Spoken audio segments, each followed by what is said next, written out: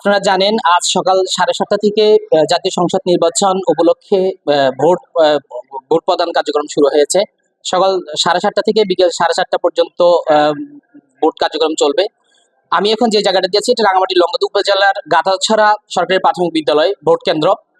এখানে যদিও আমরা এসে ভোটার সংখ্যা খুবই কম দেখেছি, মাঠ খালি, কিন্তু ভিতরে এসে আমরা যেটা দেখতে পেলাম প্রায় প্রত্যেকটি ভোট কেন্দ্রে ভোটের ভিতর প্রত্যেকটি প্রার্থীর একজনের অধিক 2জন 3জন করে এক এক বুথে 4জন 5জন করে অবস্থান করছেন। এই বিষয়ে আমাদেরকে আসলে সঠিক কোনো তথ্য দিতে পারেনি পোলিং এজেন্ট যারা আছেন তারা এবং প্রিজাইডিং অফিসার। আমি দেখানোর চেষ্টা করবো এখানে যারা এখন অবস্থান করছেন তাদের আসলে কে কোন প্রতীকে আছে, আমি তাদের সাথে একটু কথা বলবো। আমার সহকর্মী আমাকে দেখাবেন। আসলে আপনি কোন প্রতীকের এজেন্ট? রিক্সা। রিক্সা। জি। আপনি একটু আমাকে দেখাবেন আপনি কোন প্রতীকের এজেন্ট?